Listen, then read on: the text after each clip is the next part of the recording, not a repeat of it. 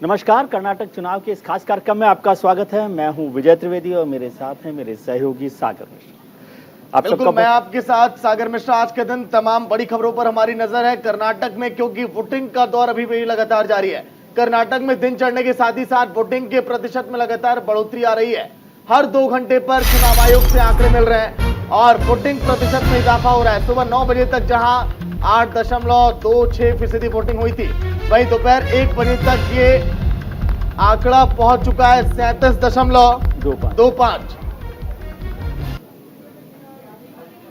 2615 उम्मीदवारों की किस्मत का फैसला आज के दिन ईवीएम मशीन में कैद होगा। कर्नाटक की जनता के लिए आज का दिन बेहद खास है, क्योंकि 5 साल में यह लोकतंत्र का महापर्व आया है और मुख्यमंत्री चुनना है वहां की आवाम को कि कौन होगा बेहतर। और कई ऐसे स्थानीय मुद्दे हैं कर्नाटक के जो इस बार की चुनावी मौसम में हावी रहे हैं। विजय जी, सबसे महत्वपूर्ण है, जैसे सागर ने जिक्र किया कि क्या स्थानीय मुद्दे प्रभावी रहे हैं, हावी रहे हैं, वो है। लेकिन मुद्दा यह है कि क्या ये चुनाव स्थानीय मुद्दों पर लड़ा गया या फिर राष्ट्रीय मुद्दों पर चुनाव लड़ा गया। एक पार्टी पूरे चुनाव को राष्ट्रीय मुद्दों तक ले जा रही थी, बड़े महत्वपूर्ण मुद्दों पर चर्चा हो रही थी, डबल इंजन की सरकार की बात हो रही थी, विकास की बात हो रही थी, और दूसरी तरफ कुछ स्थानीय मुद्दों को लाने की कशमकश चल रही थी। तो स्थानीय मुद्दे बनाम राष्ट्रीय मुद्दों के बीच में ये चुनाव है। उम्मीदवारों का जब चयन हुआ तो करीब करीब 50 एमएलएज के जो सिटिंग एमएलएज हैं उनके टिकट भारतीय जनता पार्टी ने काट दिए हैं। मौजूदा मुख्यमंत्री बसवराज बोम्मई साहब हैं, जिनके नेतृत्व में भारतीय जनता पार्टी चुनाव लड़ रही है। कांग्रेस की तरफ से सिद्धारमैया और डीके शिव कुमार साहब हैं जो इस पूरे इलेक्शन कैंपेन को लीड कर रहे हैं, जबकि जेडीएस से कुमार स्वामी हैं। तो इन तीनों के बीच में कौन बनेगा मुख्यमंत्री, या फिर कोई नया चेहरा होगा, या कोई तय करेगा कि किसको मुख्यमंत्री बनना है। जरूरी नहीं है, जैसा पिछली बार भी हुआ था, कि जिसे बहुमत मिले उसी का मुख्यमंत्री भी हो। तो अभी आज वोटिंग खत्म होनी है और वोटिंग के बाद 13 तारीख को जब चुनाव नतीजे आएंगे तब फिर से एक मशक्कत हो सकती है अगर किसी एक पार्टी को बहुमत नहीं मिला है। पिछली बार भारतीय जनता पार्टी सबसे बड़े दल के तौर पर उभर कर सामने आई थी, लेकिन बहुमत से थोड़ा सा दूर थी। 104 सीटें उसे मिली थी, 8 सीटें कम थी, तो उनको मौका नहीं मिल पाया और जेडीएस और कांग्रेस ने मिलकर वहां पर सरकार बनाई। फिर वो सरकार टूटी, तो 13 महीने में वहां 4 बार मुख्यमंत्री बदले गए। क्या इस बार कर्नाटक को चलते हैं सीधे राजस्थान, जहां पर पीएम नरेंद्र मोदी संबोधित कर रहे हैं, सुनाते हैं आपको। 15,000 करोड़ रुपए इन गरीब परिवारों को हम दे चुके हैं भाइयों। 15,000 करोड़ रुपया, यानी लाखों परिवारों को बहुत संकट के समय में ये पैसा मिला है। जब सरकार संवेदनशील होती है, गरीबों की चिंता करने वाली सरकार होती है, तो उसके सोचने का तरीका, काम करने का तरीका, कल्याण किसी का करने का तरीका, वो गरीबों से, दलितों से, पीड़ितों से, आदिवासियों से, समाज के पीछे हुए जो समाज है उनके हित में काम करने की होती है। और भाइयों बहनों, बीते दशकों में कांग्रेस और उसके जैसी सोच वाले दलों ने सामाजिक न्याय के नाम पर, सोशल जस्टिस, उस नाम पर भी देशवासियों से विश्वासघात किया है। आजादी के बाद से ही सबसे अधिक पार्टियां सामाजिक न्याय के नाम पर बनी, सोशल जस्टिस का नारा लगाकर बनी, लेकिन इन पार्टियों ने देश को क्या दिया, समाज को क्या दिया?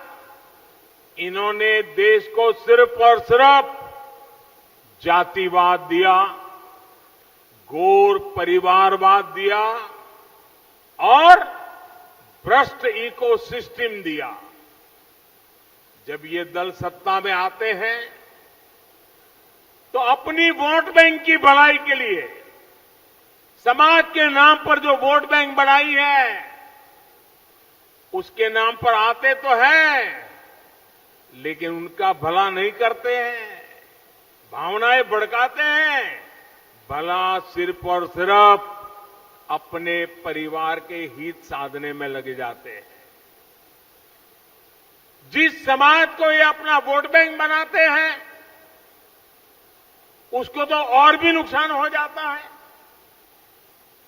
एक तो उनको कुछ मिलता नहीं, कोई कुनबाई खा जाता है, लेकिन लोगों को लगता है इन्हीं को मिल रहा है, तो बाकी समाज भी उनके प्रति उनकी सद्भावना कम होने लगती है, तो समाज में भी तनाव पैदा हो जाता है।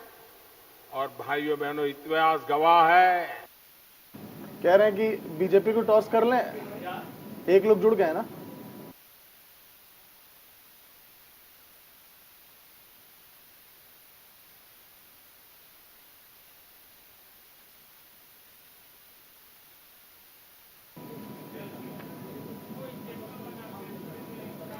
अभी आप सुन रहे थे प्रधानमंत्री नरेंद्र मोदी जी को, जो माउंट आबू में सभा को संबोधित कर रहे हैं। इससे पहले आज उन्होंने श्री नाथद्वारा, जो नाथद्वारा मंदिर है, वहां पर पूजा अर्चना की, दर्शन किए और उसके बाद नाथद्वारा में एक सभा को संबोधित किया। करीब 5,000 करोड़ रुपए की कई योजनाओं की सौगात भी राजस्थान को दी है। कर्नाटक में आज चुनाव हो रहे हैं, कर्नाटक का मिशन ओवर हो गया है और अब राजस्थान, मध्य प्रदेश, छत्तीसगढ़ और तेलंगाना में अगले चुनाव होने हैं।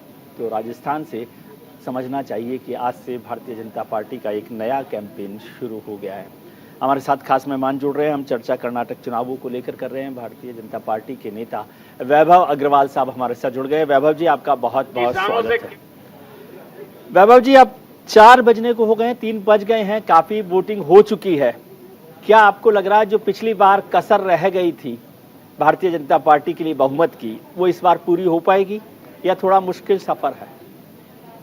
देखिए विजय भाई, नमस्कार। 5 करोड़ 31 लाख रफली 5 करोड़ 31 लाख लोग हैं कर्नाटका में, और अपन 224 असेंबली सीट्स के लिए, कॉन्स्टिट्यूएंसीज के लिए वोट कर रहे हैं। और सुबह 7 बजे से अभी तक 40% का वोट परसेंटेज पड़ चुका है। आज वेडनेसडे है, बुधवार है, बढ़ते बढ़ते वोटिंग परसेंटेज बढ़ेगी। मैं 4 दिन कर्नाटका में था और मैं आपको बताऊं, कई लोगों से बात हुई, कई प्रबुद्ध नागरिकों से बात हुई, और जो इन्फ्लुएंसर्स होते हैं, सोशल इन्फ्लुएंसर्स होते हैं, सोशल मीडिया इन्फ्लुएंसर्स नहीं, सोशल इन्फ्लुएंसर्स, सामाजिक तौर पे उनसे बात हुई। और मेरा मानना ये है कि एक तो ठीक है, थोड़ा सा परेशानी थी बजरंगबली के आने से पहले। हमने जैसे ही बजरंगबली का नाम लिया और जय बजरंगबली करके आगे बढ़े लड़ाई में, दुश्मन उसी तरह पराजित, अपनी हार को देखते हुए पराजित महसूस करने लगा जी। दुश्मन ने कोशिश करी कि अपनी चाल बदले, लेकिन दुश्मन अपनी चाल बदल नहीं पाया। और मेरा अंदेशा ये है कि लड़ाई खत्म होते होते, सूरज ढलते ढलते, दुश्मन न सिर्फ परास्त होगा, पराजय की ओर अग्रसर है, परंतु भाजपा और भाजपा के सहयोगी लोग विजय की ओर अग्रसर नहीं होंगे, विजय प्राप्ति की ओर अग्रसर होंगे। और विजय प्राप्ति जिस तरह कहेंगे हम, विजय प्राप्ति देखिए 113 है। मैं कुछ लोगों से संडे को भी बात कर रहा था, शाम को मैं मिला था ऑफलाइन, कैंपेन वगैरह खत्म हो गई थी, उसके बाद हम बैठे थे साथ में। मैंने ये बोला था, देखिए ऐसा है कि पहले 90-95 हो सकता था, 80-95 हो सकता था, लेकिन आखिरी के 4 दिन 5 दिन जिस तरह हमने भी अपनी कैंपेन स्ट्रैटेजी बदली, प्रधानमंत्री मोदी ने धुआंधार तरीके से कर्नाटका को एक सिरे से दूसरे सिरे टच किया, और ऑफ कोर्स बजरंगबली ने अपना आशीर्वाद दिया। ठीक है, मुझे ये पूर्णतः लगता है कि हम 95-110 के पास नहीं रुकेंगे, हम 110-130 के पास के बीच में रुकेंगे। मेरा आंकलन है ये। ठीक है। और वैभव जी, आपने जो 2 बातों का जिक्र किया, मैं समझ रहा था कि ये चुनाव शायद आप विकास के नाम पर जीतने वाले हैं, लेकिन आपने कहा कि नहीं, बजरंगबली की एंट्री हो जाने से आपका चुनाव की जीत जो है पक्की हो गई। और दूसरी बात, पूरे अपने आपका जो भी संबोधन है, प्रवचन है, उसमें आपने मुख्यमंत्री जी का नाम नहीं लिया, प्रधानमंत्री जी का किया। तो मतलब प्रधानमंत्री जी और बजरंगबली ये चुनाव जिता रहे हैं। जो 2 मुद्दे आपके हो सकते थे, जिसके भरोसे आपको जीतना चाहिए था, बसवराज बोम्बई, उनका नाम आप लेना नहीं चाहते, और विकास आपने कहा कि बजरंगबली शायद आपको जिता दे। मैं आपको सिरे से, आपका इल्जाम को सिरे से खारिज करता हूं, और आपके इल्जाम को सिरे से खारिज करते हुए मैं उसका सटीक उत्तर दूंगा आपको मैं। देखिए ऐसा है कि बजरंगबली है, बजरंगबली के आशीर्वाद के बिना तो सृष्टि का नियम, सृष्टि नहीं चली, तो मैं और आप तो क्या चीज है। तो प्रधानमंत्री मोदी उसी तरह प्रधानमंत्री मोदी उनका आशीर्वाद जरूरी है, और इसी तरह प्रधानमंत्री मोदी भाजपा के सबसे बड़े नेता हैं, हमें उनका आशीर्वाद चाहिए, तो हमने उनका नाम लिया। मैंने मुद्दों की तो बात ही नहीं करी, अभी मुद्दों पे तो अपन आए नहीं। 1 घंटे डिबेट कैसे चलाऊंगा आपके साथ? अगर मैं शुरू में ही सब कुछ बोल दूंगा तो मेरा मटेरियल ही नहीं होगा, है ना। तो अब आपने प्रश्न पूछ लिया है और मुझे अखाड़े में अपनी ओर खींच लिया है, तो मैं अपने हाथ मिट्टी से सनते हुए मैं आपको बोलता हूं कि अखाड़े में जब 2-2 हाथ 4 होते हैं तो भाजपा के विकास के नारे के सामने कोई भी अन्य दल फेल हो जाता है। क्यों? क्योंकि ना तो किसी अन्य दल ने, और मैं नाम नहीं लेके बोल रहा हूं, स्वाभाविक सी बात है कि मैं सबको सबकी इज्जत दे रहा हूं, लेकिन मैं अपनी बात कर रहा हूं कि भाजपा ने अपने समय, अब भाजपा का जो नया समय आया वो नए भारत के संग आया, और वो 2014 से आया है, और 2014 से आज तक न सिर्फ प्रदेश स्तर पर बल्कि राष्ट्रीय स्तर पर एकीकृत होकर विकास की योजनाएं तय हुई हैं, और एकीकृत होकर राष्ट्रीय स्तर पर डबल इंजन की सरकार द्वारा दिए गए आशीर्वाद से जनता की न सिर्फ भलाई हुई है, जनता को बहुत सारी सर्विसेज मिली हैं, जनता को बहुत सारा विकास मिला है। अब अपन चंद विकास गिन भी लेते हैं। जनता को सड़क मिली, बिजली मिली, पानी मिला, मोटर मिली, लॉ कानून मिला, जनता को टैक्स मिला। देखिए मूलभूत मुद्दे हैं प्रदेश। वैभव जी, अब आपने जब देखिए सन 2014 का जिक्र कर ही दिया, मतलब कि पीएम नरेंद्र मोदी आती है, एनर्जी बूस्टर का काम कर दिया आप लोगों में, उसके बाद विकास के मुद्दे और हर घर योजनाएं जाने लगी। सर, उसके पहले प्लानिंग और रणनीतियां बेहतर नहीं थी क्या बीजेपी के पास? उसके पहले भी थी, लेकिन उससे पहले सामने वाले के पास डीके शिव कुमार था, मेरे पास तो मोदी है। आमने सामने टिकते नहीं है ना। अब वो अमिताभ बच्चन और शशि कपूर के डायलॉग का मैं बोलूं ना, वो शशि कपूर आके बोलते हैं, नहीं अमिताभ बच्चन बोलते हैं मेरे पास ये, मेरे पास वो, मेरे पास ये, तेरे पास क्या? शशि कपूर आके बोलते हैं मेरे पास माँ है। उसी तरह हमारे पास मोदी है। अगर मैं कांग्रेस से पूछूं कि तुम्हारे पास, कांग्रेस कह रही है मेरे पास ये, मेरे पास वो, राहुल गांधी ने घुटने नहीं टेके, प्रियंका गांधी कह रही है, राहुल गांधी, अब ये राहुल गांधी का 6वां 8वां 7वां 9वां 10वां लॉन्च है। अब प्रियंका गांधी स्वयं उनको लॉन्च कर रही है। पहले पार्टी फेल हो गई, मदर इंडिया मम्मी जी फेल हो गई, इटालियन मम्मी फेल हो गई, है ना। उसके बाद पार्टी के अन्य नेता फेल हो गए, उसके बाद चाइना गवर्नमेंट फेल हो गई, पाकिस्तान सरकार फेल हो गई, अमेरिका सरकार फेल हो गई। राहुल गांधी कितनी बार लॉन्च हो गया, अब प्रियंका गांधी भी फेल हो जाएगी, है ना। तो क्या है कि उनके पास ये है, ये है, ये है, ये है, लेकिन मुद्दों के विहीन होते हुए मैं कहता हूं मेरे पास मतलब कि मोदी क्या है? मोदी इंसान नहीं है। बीजेपी मतलब मोदी, आप यही कह रहे हैं? अगर मोदी जी रिटायरमेंट ले लिए सर, देखिए मोदी जी रिटायरमेंट ले लेंगे तब क्या करेंगे सर? भाई साहब विजय जी से बेहतर कोई नहीं जानता है। मेरे और आपसे दोनों से बड़े हैं विजय जी, और उन्होंने अपने बाल अभी तो काले करे हुए हैं, लेकिन मैं वैसे कहता हूं कि अगर उनके सफेद होते तो धूप में सफेद किए गए होते हैं, मेरे और आपकी तरह एसी में नहीं होते, है ना। तो वैसे तो आपके भी काले ही हैं, बट मैं भाव समझिएगा पीछे। मैं आपको बताऊं, भाजपा और भाजपा द्वारा नेतृत्व में, भाजपा द्वारा प्रसारित सरकार, आप समझे कि भाजपा द्वारा संचालित सरकार नहीं है, प्रसारित सरकार है। सबसे पहले तो फर्क है दोनों में, और हिंदी विजय जी की मेरे और आपसे शायद दोनों से ही बेहतर होगी, तो हम ये समझते हैं कि बहुत फर्क है। मैं जो शब्दों का प्रयोग कर रहा हूं उसमें चयन बहुत तोल के कर रहा हूं। तो भाजपा द्वारा प्रसारित सरकार जो है वो पॉलिसी बना सकती है, लेकिन पॉलिसी इंप्लीमेंटेशन के लिए आपको राजनीतिक विल चाहिए। वो राजनीतिक विल मोदी जैसे एक स्टॉलवर्ट नेता से आती है। मोदी जब हाथ रखते हैं, बोलते नहीं ये होगा, स्वाभाविक है कई लोग बुराई में खड़े हो जाते हैं, कई लोग काटने खड़े हो जाते हैं, कई लोग भौंकने शुरू हो जाते हैं, स्वाभाविक है। लेकिन मोदी ये कहता है कि ये होगा, तो पॉलिसी जिले स्तर तक, सिटीजन तक, नागरिक तक तब पहुंचेगी जब उसको इंप्लीमेंट किया जाएगा। पॉलिसी बनाने का काम राजनीतिक दल कर सकता है, प्रपोज कर सकते हैं। ठीक है, वैभव जी पर लौट कर आऊंगा, एक बार दिग्गजों की बातें भी सुना दे। बसवराज बोम्मई, कर्नाटक के सीएम निर्मला सीतारमण, केंद्रीय वित्त मंत्री शोभा करंदलाजे, केंद्रीय मंत्री, और मल्लिकार्जुन खड़गे, कांग्रेस के अध्यक्ष, जिन्होंने आज के दिन अपने मताधिकार का इस्तेमाल करके क्या कुछ कहा है लोकतंत्र के इस महापर्व में हिस्सा लेकर, सुनिए आप। जो अगले 5 साल की जो एक नई भविष्य लिखने का दिन है, मैं सारे कर्नाटक के लोगों से अपील करना चाहता हूं कि वो बाहर आ जाए, अपनी जो हक है वोट करने का वो कीजिए, और जो प्रजाप्रभुत्व का सक्सेस करना है वो करना चाहिए और फ्यूचर 5 इयर्स का डेवलपमेंट के लिए आप मतदान कीजिए, ये मेरा अपील है। आप देख रहे हैं आज का माहौल इधर कैसे है। हर सीनियर सिटीजन, युवा, महिला, परिवार के संग जो आए हैं उन सब के चेहरे में इतना शांति से वोट का क्यू लगा हुआ है, लाइन लगा हुआ है और हर एक के मेरे से बात करने के तरीके और वगैरह से मुझे तो स्पष्ट लग रही है बीजेपी पूर्ण बहुमत के साथ जीत कर आ रही है। प्रजातंत्र का त्योहार है मतदान। सब मतदान कीजिए, अच्छा सरकार को लाइए। आज का वोटर्स आज सब मतदान केंद्र पे आना एंड ज्यादा परसेंटेज से वोट डालना।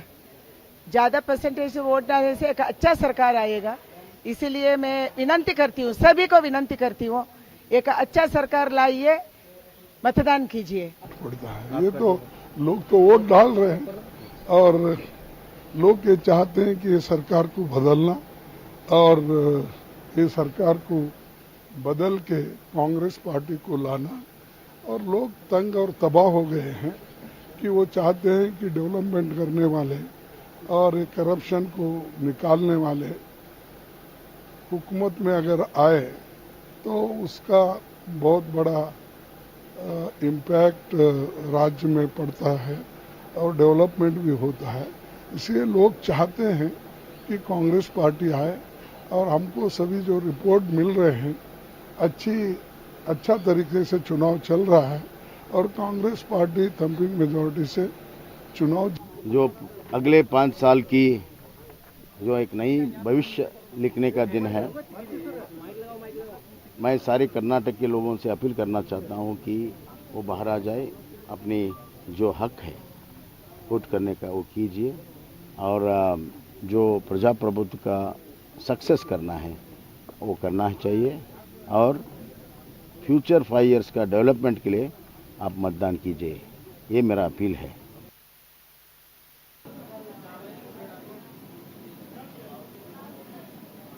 आप सुन रहे थे दिग्गज नेताओं को, कर्नाटक में बसवराज बोम्मई साहब को, मल्लिकार्जुन खड़गे, निर्मला सीतारमण और शोभा करंदलाजे को।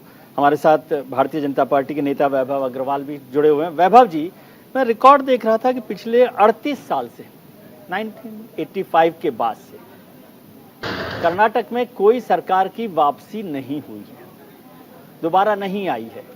और यहाँ पर यह सवाल फिर से हिमाचल प्रदेश के चुनावों की तरह से आ गया है कि राज बदलेगा या रिवाज बदलेगा। हिमाचल में आप रिवाज को नहीं बदल पाए, राज बदल गया। कर्नाटक के बारे में क्या ख्याल है आपका? बहुत अच्छा प्रश्न किया विजय भाई। और यदि मैं इस पे स्पिरिचुअली और फिलोसफिकली सोचता हूँ तो देखिए, जहाँ तक मैं स्ट्रैटेजी का आदमी हूँ। मैं अरुण जी की तरह स्ट्रैटेजी बनाने में बिलीव करता हूँ और मैं जनता को स्टडी करने में बिलीव करता हूँ। साइकोलॉजिस्ट नहीं हूँ, बट मैं बहुत डिफरेंट लेवल पे स्ट्रैटेजी का काम करता हूँ। तो मैं आपको बोलूँ कि जब मैं फिलोसफिकली अपनी स्ट्रैटेजी को देखता हूँ और उसकी इम्प्लीमेंटेशन देखता हूँ और उसके रिजल्ट्स देखता हूँ, तो मैं आपको बताऊँ कि हिमाचल में हमारा फेलियर नहीं हुआ। हिमाचल में हमारी हार हुई है। चुनी हुई सरकार से हम हार गए, वो इसलिए क्योंकि हमारी अंदरूनी लड़ाई थी और कांग्रेस की जीत नहीं हुई है। जनता ने कांग्रेस को चुना नहीं है। देखिए, फर्क है उसमें। हमारी 12 सीटें वो 12-15 सीटें वो उनको गई, बस इतना ही फर्क है। और मैं आपको बताऊं कि तो सबसे पहले हिमाचल की तो ये बात है, ये सोच है। दूसरा, मैं आपको एक और बात बताऊं कि जब मैं इलेक्शन में हार जीत देखता हूं तो मैं ये देखता हूं कि बहुत साल हो गए मेरे को इलेक्शन करते हुए। मैं भाजपा के साथ 2005 से काम कर रहा हूं और जमीनी स्तर से उठा हुआ कार्य करता हूं। और मैं आपको बताऊं कि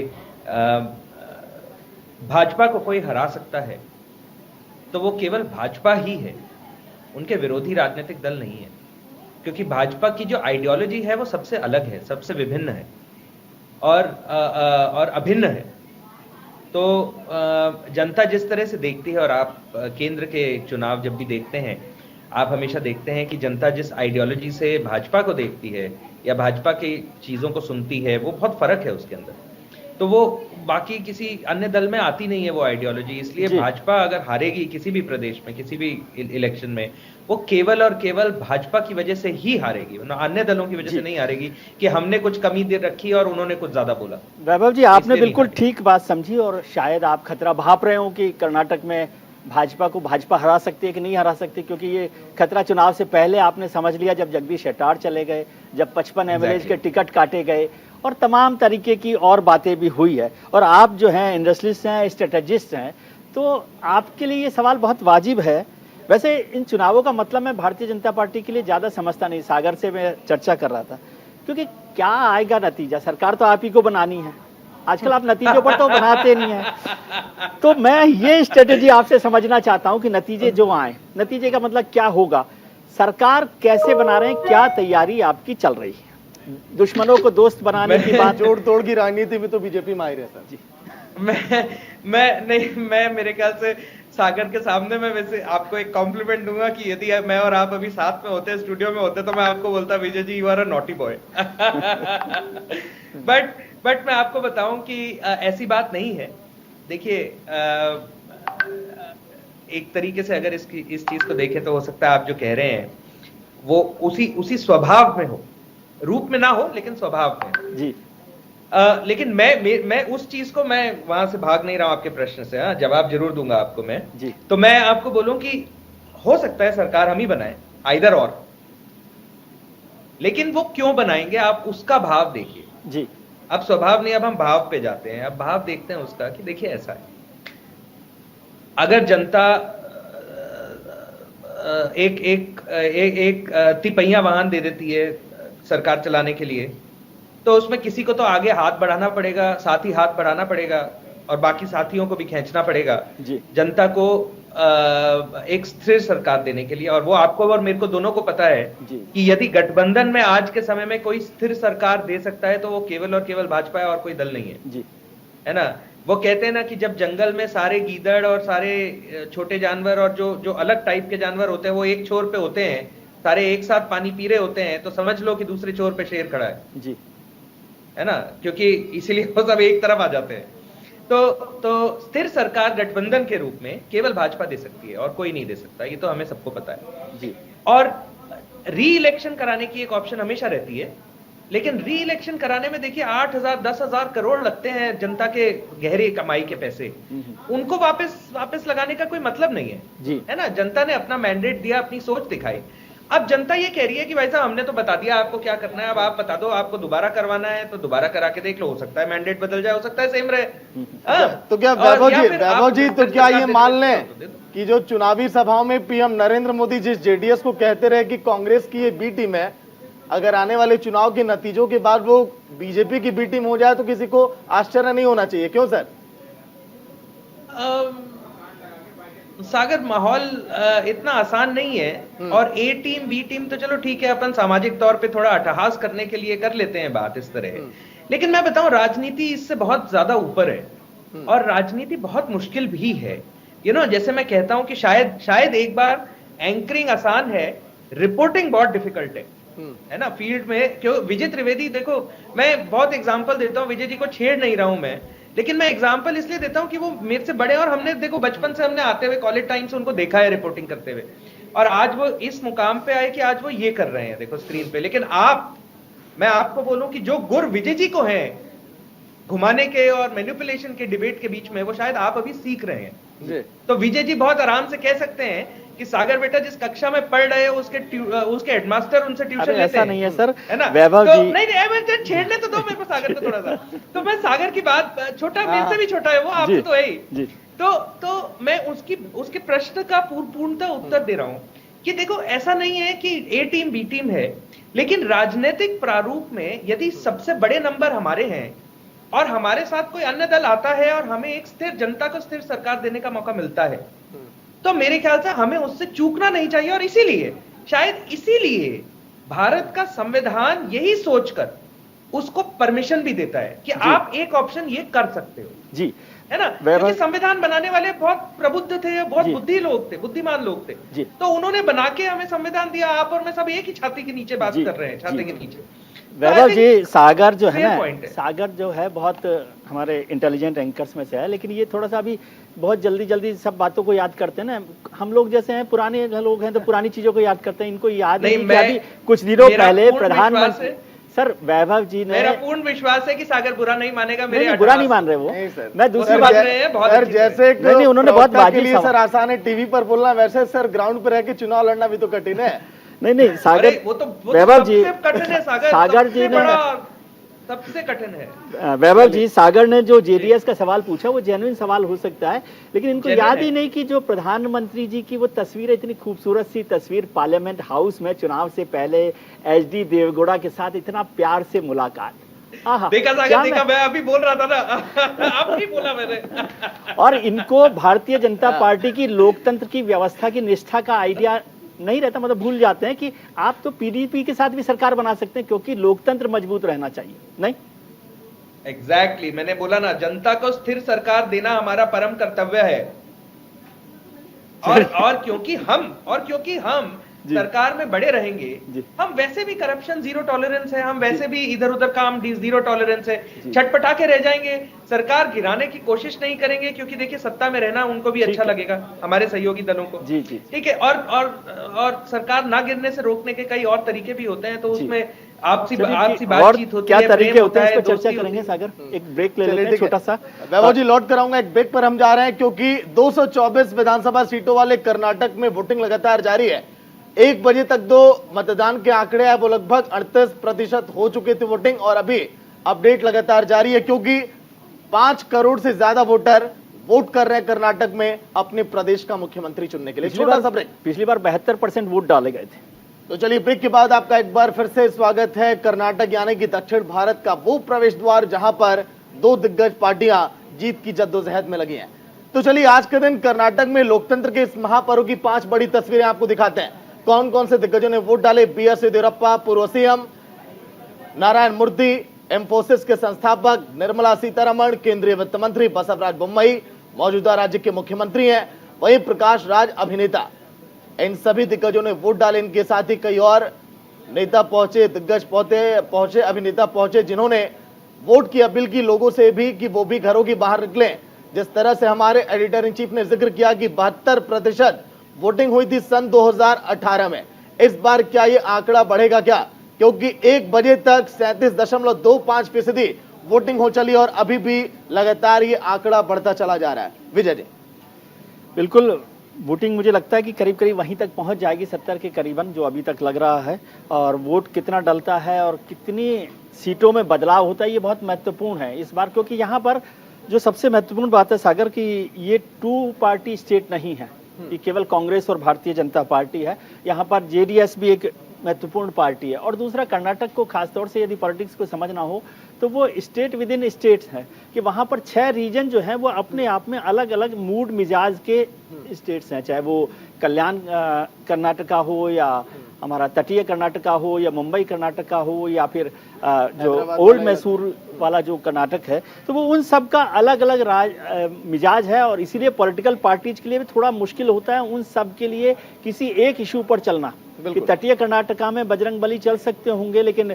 कल्याण कर्नाटका में वो चलेंगे कि नहीं चलेंगे, या ओल्ड मैसूर का जो हिस्सा है उसमें कौन से इश्यूज काम करेंगे, ये सारी बातें वहां पर हैं। दूसरा, जातीय जो समीकरण है वो भी बहुत महत्वपूर्ण है। लिंगायतों की बात बार बार की जाती है, लिंगायत तो वहां के महत्वपूर्ण है ही, लेकिन वोकालिगा भी और मुस्लिम्स भी और कुर्बा भी लगातार उनकी भी भूमिका हमेशा से महत्वपूर्ण रही है। तो इनके बीच में जो सभी पॉलिटिकल पार्टीज हैं वो लगातार कोशिश करती रहती हैं।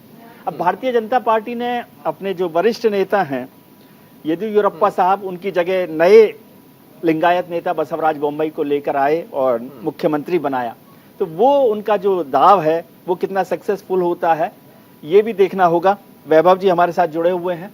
वैभव जी, मुख्यमंत्री बदलने का जो फैसला है भारतीय जनता पार्टी का, क्या आपको लगता है कि वो महत्वपूर्ण होगा, या वो डबल इंजन की तरह से ही येदियुरप्पा प्लस बसवराज बोम्मई दोनों मिल गए हैं, उनकी ताकत का फायदा मिलेगा?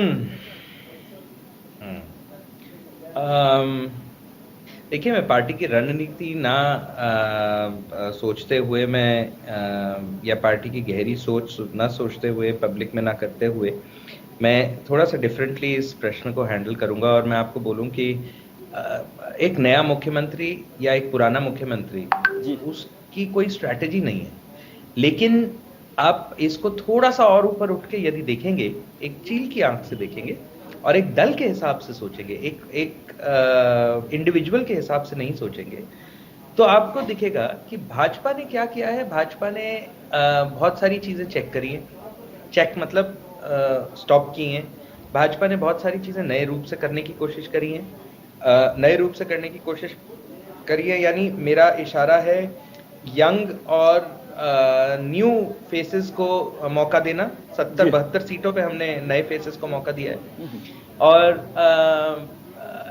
भाजपा ने डेटा को प्लग इन किया है ऑलमोस्ट हर कॉन्स्टिट्यूएंसी में जी। इसीलिए यदि जगदीश शेट्टार ने भाजपा छोड़ा, अव्वल तो उनको छोड़ना नहीं चाहिए था, लेकिन उन्होंने छोड़ा तो इसलिए हमें ज्यादा फर्क नहीं पड़ा। जगदीश शेट्टार पहले जैसे थे और अब जैसे हैं, बीच में क्या मतभेद है, क्या है, वो जिला स्तर पे और प्रदेश स्तर पे होता है। उससे भाजपा प्रदेश की बात अलग है, भाजपा जिले की बात अलग है, भाजपा केंद्र की बात अलग है। अब मैं बात कर रहा हूँ भाजपा केंद्र की ओर से, जो कि बड़ी पिक्चर की बात कर रहे हैं, बिग पिक्चर। और उसके अंदर strategy, change is always good. Change, बदलाव लाना हमेशा थोड़ा सा फायदेमंद तो रहता है, क्योंकि जनता, हो सकता है एक अंडर करंट हो, नीचे बात चल रही हो कि यार अब बस 3-3, 4-4 टर्म से लोग बैठे हैं, अपन बोर हो गए हैं, कोई नया आए तो अपन बात करें। भाजपा तो मेरे को बहुत अच्छी लगती है, लेकिन कैंडिडेट की शक्ल नहीं अच्छी लगती, तो वो भी हो सकता है जी, है ना। तो कई जगह ठीक है, इस पर चर्चा करेंगे। हमारे साथ कांग्रेस के प्रवक्ता डॉक्टर अजय उपाध्याय साहब भी जुड़ गए हैं और वरिष्ठ पत्रकार विजय ग्रोवर साहब भी जुड़ गए हैं, जो कर्नाटक की जमीन को बेहतर तरीके से समझते हैं। डॉक्टर उपाध्याय आपके पास आऊं, लेकिन ग्रोवर साहब, क्या अपडेट इस वक्त आपको लग रहा है? आपके साथ हमेशा चर्चा होती रहती है, आपसे ये ज्ञान हासिल होता रहता है। कर्नाटक की खबर क्या है? 13 तारीख की खबर आज बता सकते हैं विजय ग्रोवर साहब? 13 तारीख की खबर अभी देना थोड़ा जल्दी होगा, लेकिन शाम को 6 बजे तक शायद स्थिति जो है थोड़ी क्लियर हो जाएगी, क्योंकि जो मतदान धीरे धीरे शुरू हुआ था, अब जिस तरह से उसने तेजी पकड़ी है और जो स्पीड पे हम देख रहे हैं कि लोग आ रहे हैं वोट डालने के लिए, और कई कॉन्स्टिट्यूंसीज में तो रिकॉर्ड तोड़ लगभग 50% मतदान जो है वो 1 बजे तक हो चुका था। तो संकेत इसका मिला जुला है। और जिस तरह से मैं तो बस इतना कहना चाहूँगा कि ये जो कॉन्स्टिट्यूंसीज है, जितना मैं स्टडी कर पाया उसमें ये था, एक तो कोस्टल बेल्ट, शायद बजरंगबली का वहाँ पर काफ़ी असर दिखा है, जिसके चलते हुए कि 50% के लगभग मतदान 1 बजे तक कोस्टल कर्नाटका की कई सीट्स में हो चुका था। और उसके साथ साथ कुछ कॉन्स्टिट्यूंसीज ऐसी हैं जो कि वैसे ज़्यादा नहीं रहती है, लेकिन लिंगायत डोमिनेटेड कॉन्स्टिट्यूंसीज में हमने काफ़ी तेज़ मतदान देखा है। अब ये लिंगायत मतदान जो हो रहा है, ये किसके संकेत दे रहा है? शायद अभी लिटिल टू अर्ली, क्योंकि ये पहली बार है कि ये कहना गलत नहीं होगा कि लिंगायत पूरी तरह से बीजेपी के साथ नहीं है इस चुनाव में, जैसा कि येडियुरप्पा के साथ होते थे। क्योंकि इस चुनाव में ना येडियुरप्पा पूरी तरह से बीजेपी के साथ दिखे और ना ही लिंगायत समाज जो है वो पूरी तरह से दिखा उनके साथ। अब तक का जो 3 बजे का डेटा जो अभी आया है, उसमें 52% के करीब मतदान जो है वह हो चुका है, और ये काफ़ी अच्छा संकेत है कि लोगों ने बढ़ चढ़कर अपनी राय रखने का या अपना मताधिकार को प्रयोग करने का जो एक तरीका रखा है। It would be good for the democracy, क्योंकि कोई भी डेमोक्रेसी में ज़्यादा से ज़्यादा मतदान अगर होता है तो शायद इस बार का ये संकेत जो है काफ़ी इंटरेस्टिंग हो सकता है। और ग्रोवर साहब, एक छोटा सा सवाल और आपसे समझना चाहता हूँ, फिर मैं अजय जी के पास जाऊँ, कि क्या आपको लगता है कि जेडीएस इस बार थोड़ा और कमजोर हो सकता है और वो किंग मेकर की भूमिका में शायद ना रहे, ऐसा आपको लगता है? बिल्कुल। देखिए विजय, ये पहले भी आपसे बात हुई थी कि जब पोलराइजेशन की बात होती है तो रिवर्स पोलराइजेशन भी एक साइकोलॉजिकल गेम होता है। मेरे को कहीं ना कहीं लगता है कि सोची समझी राजनीति के तहत ही कांग्रेस ने जो है बजरंग दल का जो जिक्र किया है अपने मैनिफेस्टो में, वो एक तरीके से माइनॉरिटी वोट को अपनी तरफ कंसोलिडेट करने का एक प्रयास है। ये बात तो सब जानते हैं कि जहाँ लिंगायत ज्यादातर बीजेपी के साथ, कलिंगा ज्यादातर जेडीएस के साथ रहे हैं, मुस्लिम वोट लगभग जो कि इक्वल परसेंटेज में, तीनों का हवाला इसलिए दे रहा हूँ कि ये तीनों ही करीब 15 से 16% पॉपुलेशन है और वो बढ़ जाता था जेडीएस और कांग्रेस के बीच में। लेकिन ये बजरंग बली वाले मुद्दे के बाद, ये बजरंग दल का जो एक मैनिफेस्टो में जिक्र आया, उसके बाद कुछ हद तक लगता है कि ये वोट केंद्रित होकर कांग्रेस के पाले में जा सकता है और यहीं से कांग्रेस को भी कॉन्फिडेंस नजर आ रहा है कि इस बार शायद वह बाजी मार सकती है। जी, डॉक्टर अजय उपाध्याय साहब, आपके पास आना चाहता हूं। हम काफी देर से आपका इंतजार कर रहे थे, लेकिन मुझे मेरे सहयोगियों ने कहा कि अरे अजय उपाध्याय साहब पहले जो ग्रोवर साहब बता रहे हैं उस स्ट्रेटेजी में लगे हुए थे कि बजरंग बली और बजरंग दल को कैसे करें, लेकिन उसके बाद वो हैं पोस्ट पोल स्ट्रेटेजी में लगे हुए हैं। क्या है पोस्ट पोल स्ट्रेटेजी कांग्रेस की?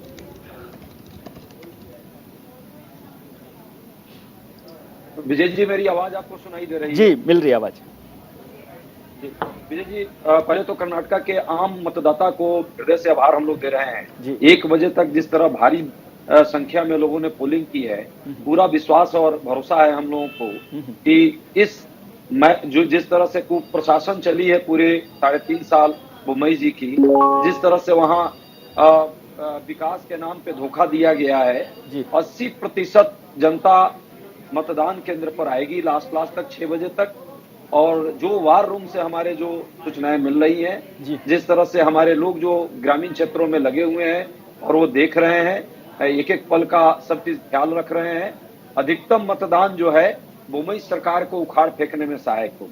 जहां तक बात अभी विश्लेषण हमारे एक पत्रकार साथी ने की है, ग्रामीण क्षेत्रों की जो हालत है, और इसमें ज्यादातर मतदाता जो है अभी ग्रामीण क्षेत्रों से निकल करके आए हैं, और ये शुभ संकेत है।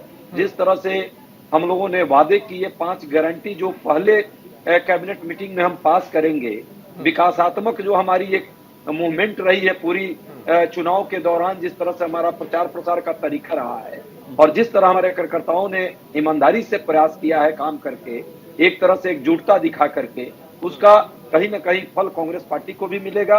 जनता का ईमानदारी से आशीर्वाद हम सबको मिलेगा और पूर्ण। लेकिन डॉक्टर अजय उपाध्याय जी, आशीर्वाद तभी तो मिल पाएगा सर, क्योंकि देखिए 6 जोन में कर्नाटक तो बटा हुआ है। सेंट्रल कर्नाटक की बात अगर हम करें, मुंबई कर्नाटक क्षेत्र की अगर हम बात करें, फिर उसके बाद ओल्ड मैसूर की अगर हम बात करें जहां पर जेडीएस का दबदबा है, मुंबई से सटे कर्नाटक की हम बात करें, तो 4 जोन में तो सर कांग्रेस का प्रभाव सर दिखाई नहीं दिया कभी भी। वहां की धरातल हकीकत को सर भाप नहीं पाए क्या आप लोग? देखिए, विजय जी ने जो विश्लेषण किया है 6 जोन में, और 6 जोन में जिस तरह वहां की तासीर है कर्नाटक की, ये बात सच है कि कर्नाटक के अंदर भी अलग अलग जोन और अलग अलग जो लोगों के एस्पिरेशन हैं, और ओवरऑल जब कर्नाटक के एस्पिरेशन की बात आती है तो सभी मर्ज हो जाता है उसमें। कर्नाटक के अलग अलग क्षेत्रों में हमारे लोगों ने केंद्रीय स्तर पर भी एक टीम बनाई थी, और स्थानीय स्तर पर भी जो हमारे कार्यकर्ता हैं पूरी ईमानदारी से काम किया है उन्होंने, और जो हमारे गारंटी जो योजनाएं थी उसको भी लेकर के वो गांव-गांव, गली-गली, मोहल्ले तक में गए हैं। मुझे नहीं लगता जो आपको रिपोर्ट आ रही है, आपको कहां से वो रिपोर्ट आई है, हमारे पास हर विधानसभा। सर मैं 2018 की बात कर रहा हूं, उस समय प्रभाव दिखाई नहीं दिया था इन इलाकों में। जी नहीं, अब आपको नहीं दिखाई दिया, लेकिन हमारी रिपोर्ट है वहां, पहली बात।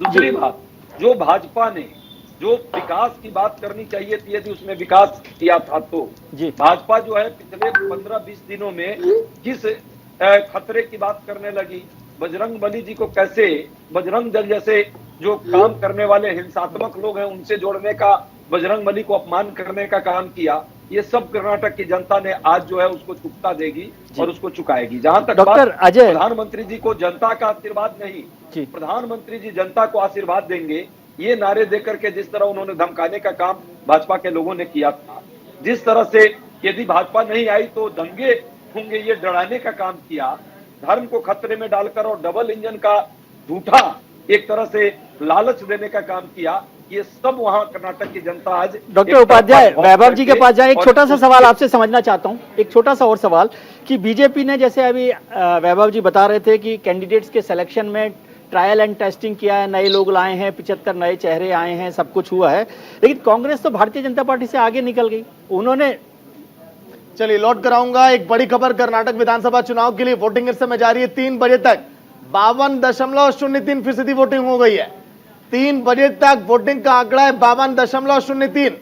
58,545 मतदान केंद्रों पर यह वोटिंग हो रही है। मतदान केंद्रों पर सुरक्षा के कड़े इंतजाम है, लेकिन बड़ी बात यह है 3 बजे तक 52.05% वोटिंग।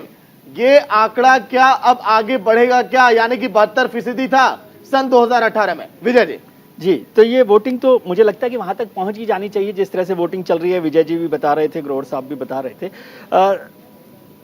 डॉक्टर उपाध्याय, आपसे समझना चाह रहा था, जो बात हो रही थी कि लीडर्स उन्होंने अपने कैंडिडेट्स बदले, ट्रायल एंड टेस्टिंग किया, लेकिन आप भारतीय जनता पार्टी से आगे निकल गए और आपने लीडर्स की भी ट्रायल एंड टेस्टिंग की। पहले राहुल गांधी जी को ट्राई किया, फिर प्रियंका जी को ट्राई किया, फिर सोनिया जी को भी ले आए, फिर खरगे साहब भी शायद नेता हैं वहां पर, वो भी प्रचार में लगे रहे। तो ये जो जीत होगी आपकी अगर, तो इसका सहरा किसको दे रहे हैं आप, किसको बांधेंगे? खरगे साहब को, प्रियंका जी को, राहुल जी को, सोनिया जी को? पूछिएगा एक कांग्रेस कार्यकर्ता होने के नाते, तो मैं मानता हूं कि कर्नाटक की जनता को ये जीत का सेहरा डालना चाहिए और कर्नाटक की जनता की ही ये जीत होगी।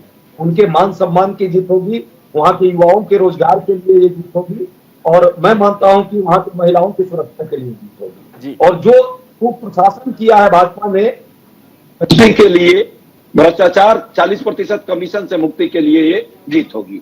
जहां तक बात विजय जी आपने कही, हमारे नेताओं ने प्रचार प्रसार किया, 282 सभाएं हम लोगों ने की है, अलग अलग क्षेत्रों में अलग अलग समय पर।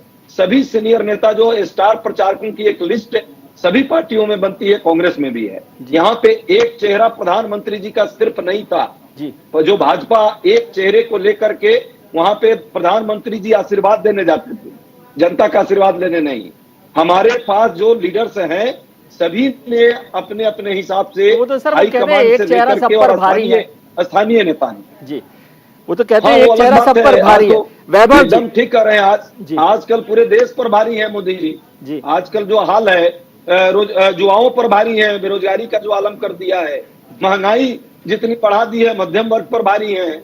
और देख ही रहे हैं जिस तरह से आंतरिक सुरक्षा का मामला है, मणिपुर से लेकर के कर्नाटक और केरला किस तरह लड़ता है, एक शब्द आवाज नहीं आती है, इस पर भारी है। आतंकवाद की किस तरह से गतिविधियां बढ़ गई है, और चाइना किस तरह हमारे क्षेत्र में घुसने का बार बार दुस्साहस कर रहा है। मोदी जी पूरे देश पर भारी है, आज ये पूरा देश देख रहा है। ठीक है वैभव जी, अजय जी और उनकी पार्टी के नेता तो शायद जेडीएस के लीडर से मिल आए, आप इस प्रोग्राम के बाद जाने वाले हैं मिलने उनसे? देखिए, मिलना और नहीं मिलना तो होता रहता है राजनीति में। मेरा बैंगलोर का जो ऑफिस है जी, वो बड़े देवेगौड़ा साहब के और एक्चुअली छोटे वाले साहब के भी घर के आई थिंक 200 मीटर में है जी, है ना। पार्ट ऑफ स्ट्रेटेजी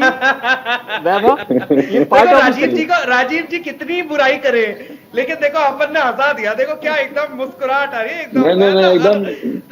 आप रोज मिलते रहते हैं, तो ऐसा है कि देखिए मेरा और आपका प्रेम भी तो है ना राजीव जी, है ना। तो मेरा और आपका प्रेम कितना है उपाध्याय जी, तो आपने को क्या है अपना, देखो राजनीतिक प्रारूप में जनता की सेवा जो भी करे, आप करो, मैं करूं, वो करे, विजय जी कर ले, सागर कर ले, कोई दिक्कत नहीं है। अपने को जनता को 2 चीजें मिलनी चाहिए, एक विकास, दूसरा स्थिर सरकार, तीसरा 85% की सरकार नहीं होनी चाहिए, 40% की सरकार नहीं होनी चाहिए, 5-10% थोड़ा ऊपर नीचे होता है, वो लोकल जिले स्तर पे होता है, ठीक है, मतलब वो अपन अवॉइड नहीं कर सकते, थोड़ा बहुत सिस्टम बदलने में समय लगेगा, लेकिन पहले से बहुत कम हो गया है।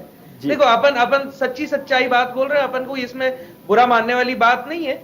मैं चाहूं कि मैं करप्शन को हटा दूं एक दिन में आके, तो वो हो नहीं सकता जी। 100 साल की करप्शन है ना, तो अपनी 2 पीढ़ियों में तो खून पे चल रही है, तो अपने को उसको साफ करने में ना थोड़ा टाइम लगेगा। तो कोई बात नहीं, तो मैं इसीलिए कह रहा हूँ कि 85% नहीं होना चाहिए, 40% नहीं होना चाहिए, 5-10% ऊपर नीचे होना चाहिए। जी अजय जी बोलिए, मैं ग्रोवर साहब के पास जाना चाहता हूं। वैभव जी के इस मासूमियत को और एक ईमानदारी, मैंने अंदर से अंतर्मन से जो ये अच्छे व्यक्ति हैं उसकी पहचान इन्होंने दी, और कम से कम पहली बार राष्ट्रीय प्रवक्ता के हैसियत से आज राष्ट्रीय चैनल पर इन्होंने सिखा रहा कि 10% तो चल ही रहा था वहाँ जी। हाँ, इनके मंत्री ने 40% स्वीकारा, सर वो 85% से 10% का जिक्र कर रहे थे, वो अजय जी वो 85% का जिक्र कर रहे थे, खैर वो मजाक की बात थी। ग्रोवर साहब, वैभव चोट मत पहुंचाइए, प्रेम की ग्रोवर बात साहब कर रहा हूँ, मजे से बात कर रहा हूँ। जी जी जी, आपसे हमेशा मजाक की बात, प्रेम से और हंसी से होता है। ठीक है, मैं बहुत सामाजिक तौर पे बात कर रहा हूँ, जी जी, स्पेसिफिक बात नहीं करें। ठीक है, वो अलग रेफरेंस की बात अलग थी अजय जी, अलग बात थी। आप दोनों ही लोग बहुत समझदार लोग हैं, मैं जानता हूं कि किस रेफरेंस में क्या बात हो रही है।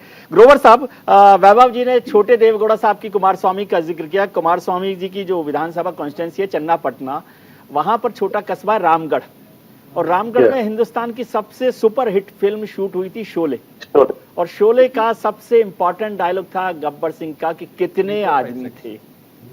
ये कितने आदमी हैं, इस चुनाव के नतीजों के दिन भी इंतजार करना पड़ेगा। जी, जहां तक रामनगरम की जो आप बात करें, उस कॉन्स्टिट्यूंसी को अब रामगढ़ से रामनगरम कहा जाता है जी, तो वहां पर अभी तक का जो पोलिंग परसेंटेज 3 बजे तक का है 63% हो चुका है, और काफी कांटे की टक्कर वहां पे उम्मीद की जा रही है जी। ऐसी कॉन्स्टिट्यूंसी देखने को मिल रही है जहां पे 60% से ज्यादा इस वोकलिगा बेल्ट में क्रॉस कर चुका है। तो विजय, जैसा कि मैं पहले कह रहा था, ये पहला चुनाव है जब लिंगायत पूरी तरह से बीजेपी के साथ खड़ा हुआ नहीं दिख रहा, और जहां मुस्लिम समाज जो ज्यादातर स्प्लिट हो जाता था, वो शायद इस बार कांग्रेस के साथ खड़ा दिख रहा है। तो ऐसे में जो छोटे देवगौड़ा साहब एचडी कुमारस्वामी का आप जिक्र कर रहे हैं, उनके लिए जो है मुश्किलें शायद बढ़ती नजर आ रही हैं। एक महीना पहले एक शो में आपके साथ मैंने कहा था कि करीब 40 जो मोमेंटम कुमारस्वामी को मिल रहा था उनके कैंपेन में, क्योंकि उन्होंने फर्स्ट मूवर एडवांटेज, उन्होंने अपना चुनाव प्रचार 4-5 महीने पहले शुरू कर दिया था। जो फर्स्ट मूवर एडवांटेज उनको मिल रहा था, जो जनसमूह वहां देखने को मिल रहा था, शायद अब वो कुछ हद तक खिसक सकता है। और जो इनिशियल एक्सपेक्टेशन थी कि 40 सीटों के आसपास एचडी कुमारस्वामी किंग मेकर या किंग बन जाएंगे, अब शायद 20 या 25 सीटों तक वो लगता है कि सीमित रह जाएगी। तो ये एक बहुत बड़ी दिक्कत उनके लिए हो सकती है, क्योंकि कहीं ना कहीं जनता, जो खास करके एजुकेटेड जो वोटर्स हैं, वो इस बात को बखूबी जानते हैं कि अगर डेवलपमेंट चाहिए, अगर विकास चाहिए, तो एक स्थिर सरकार बहुत जरूरी है। तो ऐसे में भले ही वे जेडीएस के समर्थक पहले रहे हों, लेकिन इस बार उनका वोट शायद इधर या उधर शिफ्ट हो सकता है, डिपेंडिंग ऑन द कैंडिडेट। मेरी कुछ देर पहले संतोष हेगड़े साहब से बात हुई थी, जो कि वोट डालने आए थे, तो बूथ में मैं भी था। तो उन्होंने कहा कि धर्म, जाति, इन सब आधार पर वोट डालना लोगों को बंद करना होगा। कैंडिडेट को देखिए, और अगर कैंडिडेट अच्छा नहीं है तो नोटा का ऑप्शन जरूर यूज करिए। उनका एक सुझाव था यंग उसको। और नोटा का जिक्र मैं यहाँ पर इसलिए कर रहा हूँ क्योंकि बैंगलोर एक ऐसा शहर है जो पिछली बार 0.9% मतदाताओं ने नोटा का प्रयोग किया था, और इस बार मेरे को पता नहीं, एक गट फील जो आ रहा है कि ये आंकड़ा 2% के ऊपर हो सकता है, क्योंकि जो एक डिसइंचेंटमेंट है वो किसी स्पेसिफिक व्यक्ति या किसी पार्टी के साथ नहीं है। जिस तरह का पॉलिटिकल सिस्टम, माहौल जो बन गया है, उससे काफी लोग नाराज, खास करके युवा पीढ़ी में नाराजगी। तो ये चीज जो है, ये भले ही अभी जिक्र 85%, 40% है, लेकिन ये चीज किसी भी परसेंटेज पर शायद आम नागरिक को एक्सेप्टेबल नहीं है। और वो ठीक है सर, लौट कराऊंगा। बेंगलुरु का आपने जिक्र किया, तो बेंगलुरु वाले क्षेत्र में लोगों ने बेशक नोटा का इस्तेमाल किया, लेकिन बीजेपी से 2 सीटें एक्स्ट्रा लेकर आई थी कांग्रेस, 13 सीटें और 11 बीजेपी लेकर आई थी। वैभव जी, एक चीज मैं ये समझना चाहूंगा सर, अभी हिंदी भाषा को लेकर जिस तरह से कुछ महीने पहले विरोध हुआ, फिर दूध को लेकर हमने देखा, इन दोनों मुद्दों की सर बीजेपी ने वकालत की है सर जम के। तो क्या लग रहा है कि इन 2 मुद्दों से नुकसान उठाना पड़ सकता है क्या आपको थोड़ा बहुत कर्नाटक में? देखिए, मैं आपको बताऊं कि सबसे पहले तो सागर, आप ये समझ लें कि भाजपा की जो नई राजनीति है, उसमें हम अपीजमेंट वोट बैंक पॉलिटिक्स तो कर नहीं रहे हैं। ठीक है, उसको ये फ्री दे दो, उसको ऐसे कर दो, उसके ऐसे कर दो, तो अपने को नहीं है। देखो, ये 2 मुद्दे जो हैं, ये डिस्कशन में आने ही हैं, आज नहीं आएंगे तो कल आएंगे। अब अगर इसका कोलेटरल डैमेज में हमें थोड़ा नुकसान होता है तो फिर वो झेलना है, लेकिन ये मुद्दे तो डिस्कशन में आएंगे ही, आज नहीं आएंगे तो कल आएंगे। जहां तक अमूल की बात है, मेरे और अजय जी के कहने से कुछ नहीं होता है। जनता बहुत समझदार है। अमूल को लाने वाली कांग्रेस ही थी, 2012 में लेके आए थे मेरे ख्याल से 11 या 12 में। ठीक है, तो जनता को सब पता है, वोटर को सब पता है, अपने कहने से कुछ नहीं होता। अरविंद केजरीवाल कहते हैं कि मैं चीफ कमिश्नर था आईआरएस में, आईआरएस एसोसिएशन चिट्ठी निकाल देती है कि भाई साहब आप तो, आप क्या, आपके बैच में कोई नहीं बना, डिप्टी कमिश्नर नहीं बना, आप चीफ कमिश्नर की बात कर रहे हो। तो क्या है, मेरे और आपके कहने से कोई फर्क नहीं पड़ता। जनता बड़ी समझदार है, ये सामाजिक मुद्दे हैं। अब लैंग्वेज का मुद्दा है, हिंदी, इंग्लिश, कोंकण या कोई भी है। राजदीप सरदेसाई बड़ा चौड़ा होके महाराष्ट्र बेल्ट की तरफ बात कर रहे थे, उनको वहां पे जनता ने टोक दिया, उन्होंने सबसे बात करी, जनता ने टोक दिया, ऐसा आप हमारे बारे में बात कर रहे हो, हम ये हम वो, कर्नाटका ये कर्नाटका वो, आपको कोंकण तो आती नहीं है, आप हिंदी में बात करो। वो अंग्रेजी में लगे हुए थे। देखिए वैभव जी, ये बात ठीक है, अमूल और नंदनी का जो मसला है वो आपका इशू ठीक है, क्योंकि नंदनी में कोऑपरेटिव सेक्टर में आपके लोग ही नहीं है, तो उसको तो बंद करना ही चाहिए, है ना? मतलब नहीं दैट्स नॉट विजय जी। ग्रोवर साहब गलत बात कह रहा हूं। एक्चुअली मैं आपको बताऊं ये इशू कहां से उठ रहा है। सर, नंदिनी को अगर आप यहाँ पर डेवलप करना है तो उसको you can not make it subservient to Amul, जो कि प्रयास किया गया था, जो कि बहुत अनफॉर्चुनेट था और शायद बैकफायर कुछ हद तक रूरल इकोनॉमी में करेगा। अगर ये प्रयास पहले किया गया होता, अगर इकोनॉमिक बेनिफिट्स देखे होते किसानों ने, तो शायद ये इतना बड़ा राजनीतिक मुद्दा नहीं मिलता। लेकिन जो रेवड़ियों की बात या जो फ्रीबीज की बात की जा रही है, तो ऐसे तो बीजेपी ने भी आधा लीटर नंदिनी मिल्क, खास करके ब्रांड नंदिनी ही चूज किया है कि जो दिया जाएगा बीपीएल फैमिलीज में। तो ये चीजें जो है ये किस हद तक लोगों को इम्प्रेस करेंगी, शायद मेरे को नहीं लगता कि इतना ज्यादा इसका इम्पैक्ट पड़ेगा, क्योंकि बीपीएल की जब आप डेफिनेशन करते हैं तो 4 करोड़ या 4.5 करोड़ वोटर्स में से 10% या 12% ही एक्चुअल जो बीपीएल बेनिफिशियरीज बचते हैं। बाकी जो 80% के करीब है उनको शायद इसका कभी ना फायदा मिलेगा ना होगा करके चलिए बोलने को। मैं विजय जी एक छोटी सी बात बोलूं कि देखिए ओवरऑल वोट परसेंटेज अगर 70 से ऊपर जाता है तो मैं ये मानता हूं कि करीब 15 से 18 सीटों का स्विंग आएगा। ठीक है, मैं वोटों की बात नहीं कर रहा हूं, मैं सीटों की बात कर रहा हूं, क्योंकि इलेक्टोरल कॉलेज से कई बार क्या होता है, वोट कम भी होते हैं तो भी सीट स्विंग कर जाती है, स्विंग करने का। ठीक है। तो हाँ, तो 15 से 18 सीटों का स्विंग आएगा अगर 70% से ऊपर गया तो। बट अगर 50 और 65 के बीच में रहा तो 10 सीटों से ज्यादा का स्विंग नहीं आना। ठीक है, 10 भी ज्यादा बोल रहा हूं शायद मैं। और एक इसके अंदर बहुत महत्वपूर्ण बात यह भी है कि चलो ये सामाजिक मुद्दे ज्यादा हैं, नंदनी, अमूल, इकोनॉमिक सामाजिक मुद्दे हैं, रेवेन्यू, लेकिन जो जनता है वो तो रोटी कपड़ा मकान की बात करती है, उसको शायद सबसर्विएंट एंड नॉट सबसर्विएंट का मतलब भी नहीं पता होगा। ये तो आप और हम प्रबुद्ध लोग हैं, अपन राष्ट्रीय चैनल पे बैठ के बात कर रहे हैं तो शायद फिर भी थोड़ा सा मेक सेंस है।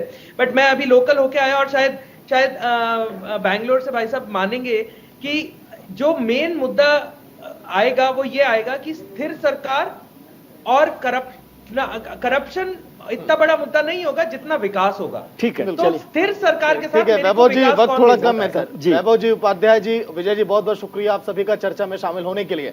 तो लोकतंत्र के महापर्व में लोग बढ़ चढ़कर हिस्सा ले रहे हैं। 3 बजे तक मतदान का प्रतिशत जो कि 50 से ऊपर जा चुका है, लेकिन अहम ये हो जाता है कि आज के दिन आम जनता किसको करेगी वोट की चोट और किसको बिठाएगी सिंहासन पर, ये तो 13 तारीख के नतीजे बताएंगे। विजय जी, बहुत बहुत शुक्रिया आप सभी का। हम चाहते हैं कि जो वक्त बचा है उसमें जिन लोगों ने वोट नहीं डाला है वो जरूर वोट डाल दें। वोट डालने से आप एक बेहतर सरकार का इंतजाम व्यवस्था करते हैं, अपने अच्छे नुमाइंदे चुनते हैं। तो सबसे जरूरी है, यदि आपने अब तक वोट नहीं डाला है तो वोट डालिए और न्यूज इंडिया के साथ बने रहिए वोट की हर खबर के लिए बिना किसी एजेंडा के। छोटा सा ब्रेक लेते हैं, फिर आएंगे, आप कहीं मत जाइएगा।